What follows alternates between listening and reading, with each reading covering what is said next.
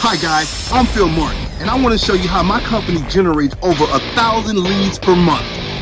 Obviously, I've gotten so many clients from you. Obviously, you're very good in sales. You brought us so many clients, and we've been very thankful. We had to do something. So we called Phil, and we said, how are we going to compete against these guys? And he gave us a So when it comes to marketing and sales, you are the man. Let's talk about that. Well, I love sales.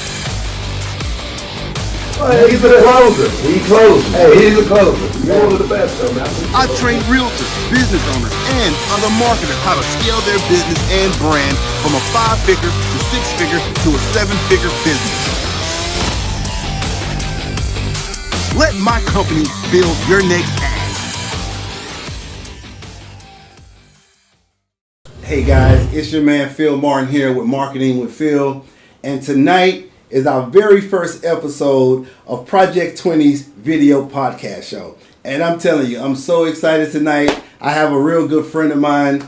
He's in finances and in sales. So if everybody who knows me knows that I'm really big on what marketing, finances, and sales. So I have the GOAT with me right now. He's one of the greatest guys who's ever done this.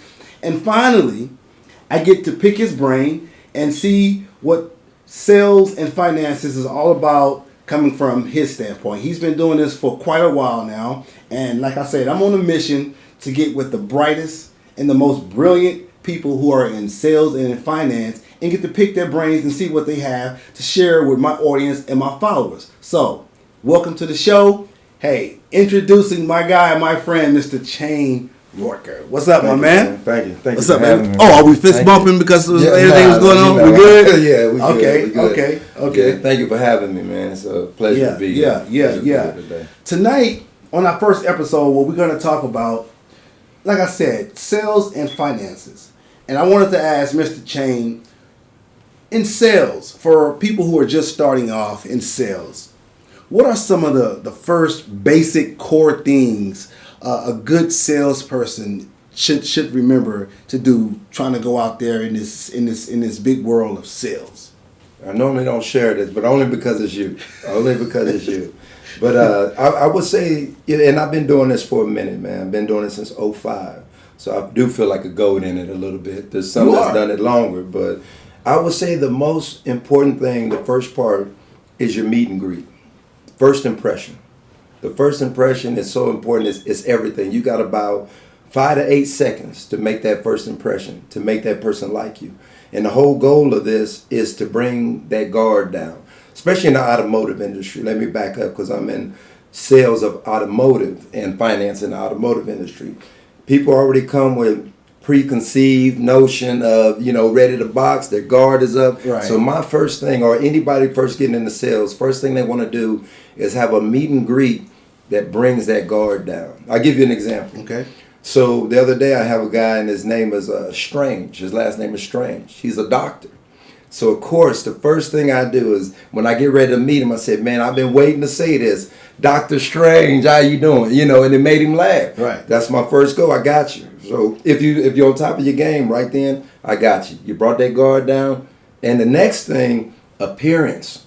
You can't be scraggly in sales and just all rough. You got to be tapered. You got to be clean. Looks has a lot to do with it. Yes, sir. No matter what anybody says, yourself included, you got to be professional. Absolutely. There has to be a look involved. So the first thing is that meet and greet, that first impression, bring that guard down, and be photogenic, if you will, but in your own right. Be appearance to the best that you can be. Right.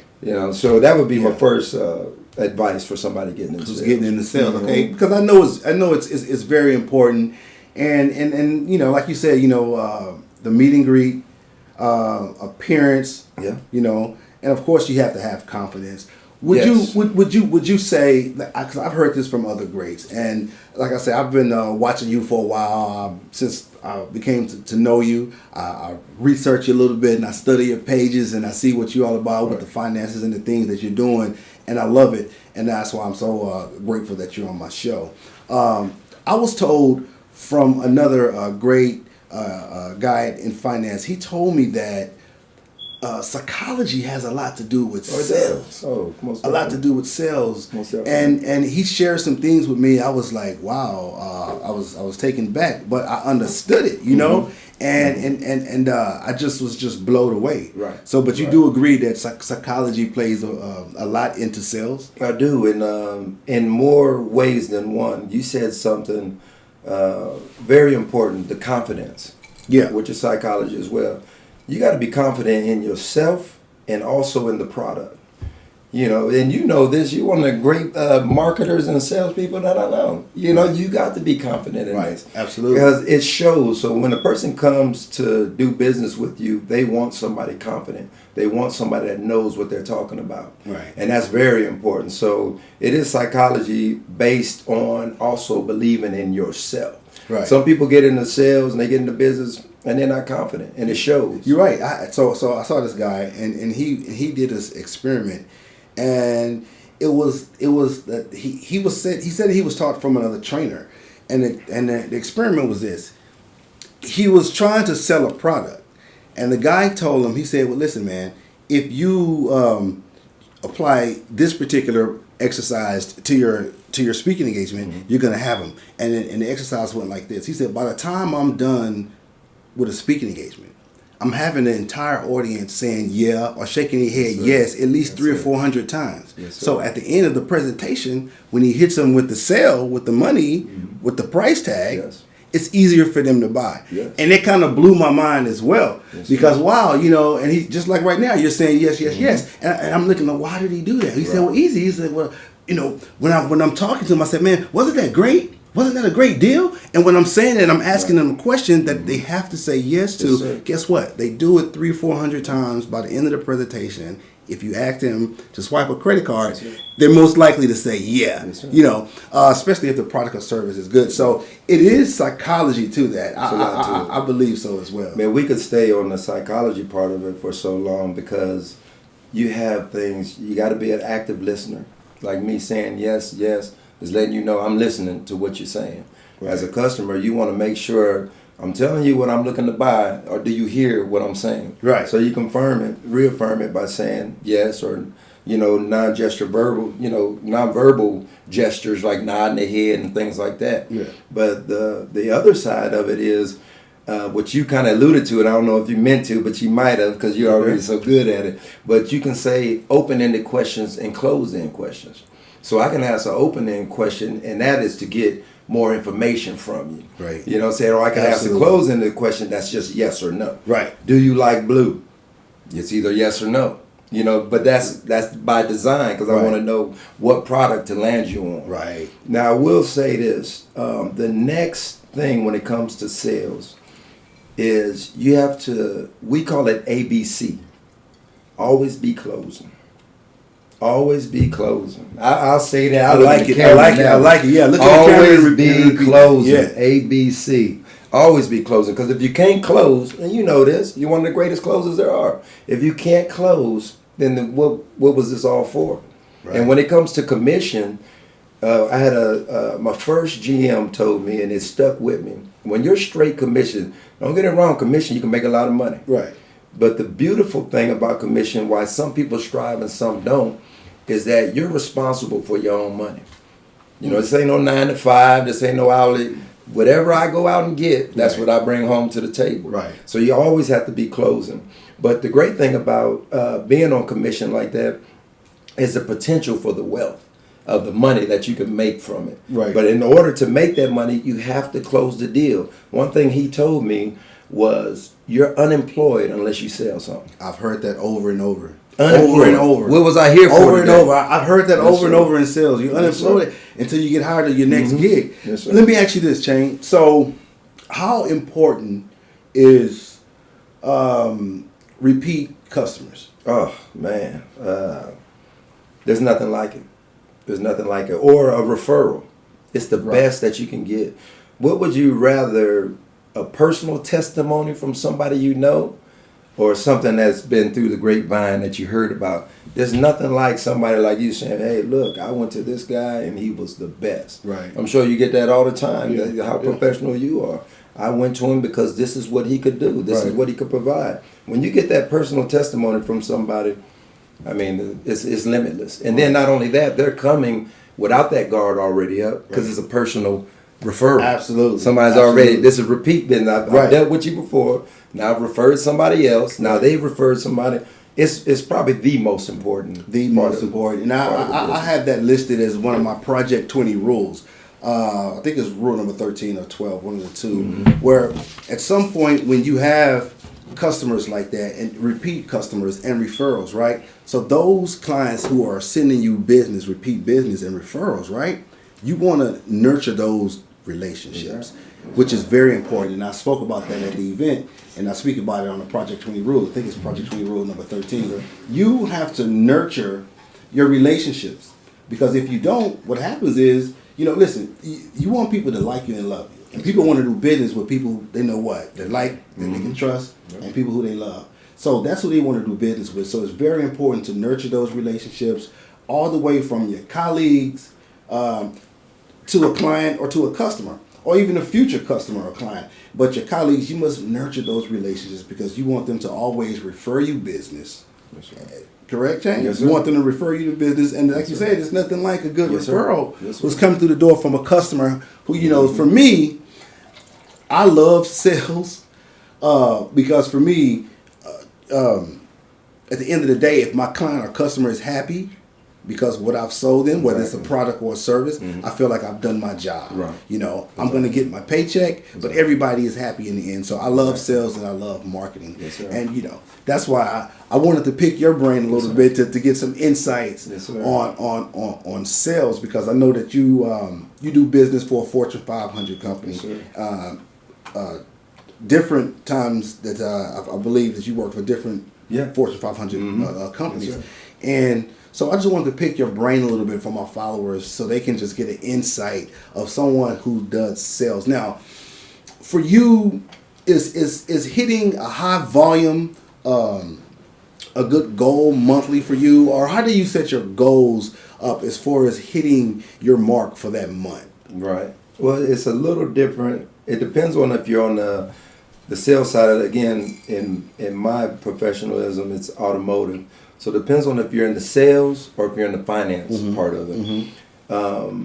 For example, when I was at Mercedes-Benz, if you sold 20 cars, you'd make real good money. Right. So then you want to go into it with the mindset of, I need to sell 5 cars a week, if that's your goal. Right. Me, on the other hand, my goal was sell 8 cars a week. Right. Because I got to shoot further. Right. Because if I fall short, then I still hit that mark. Right, man. So it's all I always say, thinking big, Yes, sir, you have to think outside the box. You have to. And I would just say anybody that's getting into sales or wants to take it serious, go to the next step. You got to have that confidence. You can't be scared of the no. You know what I mean? And you hear anybody successful say that they had doors slammed in their face, they heard no. And just by the way, let me just say this by the way. What he just said, you can't be afraid of the no. But if you get the no, you have to know what to say. And what I do is, if you grab one of my courses, what I teach my clients and my students is that we have scripts that'll tell you exactly what to say if you come across someone with a no. And there's nothing wrong with sales scripts. Sales scripts are great. They can really be great for different people. They work for me and my team, and they can work for you as well. So you can go to my website, Marketing with Phil. You can sign up for one of my courses, and we'll send you some scripts to where you can actually mimic our scripts and teach your other marketers or your employees exactly how to handle someone saying no. In sales. Sales is a beast, but it is a psychology to this thing. Yes, so don't get it twisted. It is a psychology to it. I'm glad you said that, because the way I got started was off of scripts, quite honestly. And then you find a way to make that script your own. Absolutely. And then you start adding your own thing to it. Right. But without a script in the beginning, you'll be all over the place. So I'm glad that you said that. Script is very important. There's phone scripts, there's sales scripts, there's objection handling, and you got to have it. And the sharper you get on those scripts, the more it comes at you, it just flows. It flows. Me, I know. Yes, I know. sir. I mean, we have over 20 different scripts available right now for if you would like to be a marketer or a salesperson. Just look us up and we can get that information to you. Man, but I just love picking your brain on different things, Chang. I've been waiting for this opportunity. So now on finances, like, what are some of the things that you're doing with finances? What is that like? So finance in the automotive industry, it's a different animal. It's a different beast. And I don't want to give too much away. It's like giving like David Copperfield giving away his magic tricks. Right. But it's not that you're giving it away. You're just letting some people know some of the things that they could do to navigate and try to get to other places, though, right? Yes, sir. Yes, sir. And it is about that, you know. But in finance, so of course, in the automotive industry, when you go into finance, they say, "Oh man, here's where my payment goes up $100 when I come out of here," right? Right. So coming into it as a finance manager, I have to find a way to get on common ground with you. Again, bring that guard down. Try to talk to you like we're talking now. And it's really more so about the APR, well, the annual percentage rate. So my job is to convince you to finance with me. So I got to convince you to finance with me, but not only finance with me, finance at a higher rate than what the bank gave me. So I'm already telling too much, but that's okay because it's you. No. I want to get deeper if you don't mind. Yes, sir. I mean, if we can talk numbers, Yes, we can get a little specific and Okay. talk some numbers for those who are number people. I mean, because what it's all about with the finances, in my opinion, right? To get those special rates, everybody want to save money, and everybody, of course, want to make money, right? And so, if you could just give some insight on a little bit of both. I mean, it's knowledge that that people need to know. People need to know this, and you're one of the GOATs. You know these things. You've made a lot of money for a lot of different Fortune 500 corporations, and whether it's Mercedes or whomever. But just a little insight of some finances. I think you have to just to go back a little bit, that you brought up the psychology of it. You can't be afraid to throw it out there. If it's high, low, whatever the case is, right? Yeah. And what I mean by that, let's say that you come in and a lot of it also, like I said, depends on your credit. It all ties in now. That's a whole nother story. We can get in that too if you want. But if you come in and I know your credit is subpar, and let's say the bank gives you an 8%. That's what the bank, I submitted you to the bank. They came back with 8%. But I sell it to you at 10%. I can't be afraid to go out there and say, Mr. Jones, your rate is 10%. Your payment is going to be, even though I know it's really 8%, but that's where I get paid. But the secret to good finance is finding it where we're both comfortable. Right. Where it doesn't offend you, but yet I can still make some money. Right. So even in that, watch what I do. I come out and I joke and I say, "Oh man, we got you 13% and your payment $620. Right there, I'm gauging your reaction on it. 13, that's just a little bit too high. Oh, just a little bit. Psychology again. Right. He said a little bit. Right. So what's less? 12. I got 8. So I can let's work with it. Right. It's psychology too. Psychology as well, yeah. You can't be scared. Right, you can't be scared, and this applies to both. Mm-hmm. I mean, wow, man. I mean, that's some great insight. sir. That's Yes, some sir. great nuggets that you dropped on Yes, my sir. guest tonight, and I really appreciate that. Mm-hmm. Hey, listen, we're gonna wrap it up, but I tell you what, Chang, I really appreciate you stopping by Yes, sir. Project 20's first episode tonight. Talk about sales and finances a little bit, and man, we're gonna have you back on the show again and drop us some more secrets and some more nuggets. And hopefully you can open up a little bit more Yes, sir. without I got saying more. I already said too much. Yeah. Well, He's a closer. He closed me. Hey. He's a closer. You're Hey. one of the best, though, man. I appreciate Hey, you. thank you, man. I love marketing and I love Yes, sales, sir. and this is what I do. So Project 20, stay tuned. Every Monday, you can stay tuned to the Project 20 podcast show. We're going to be having different guests on, talking about different realms of business. So just stay tuned each and every Monday to the podcast show of Project 20. And we out. Yes, sir. Yeah.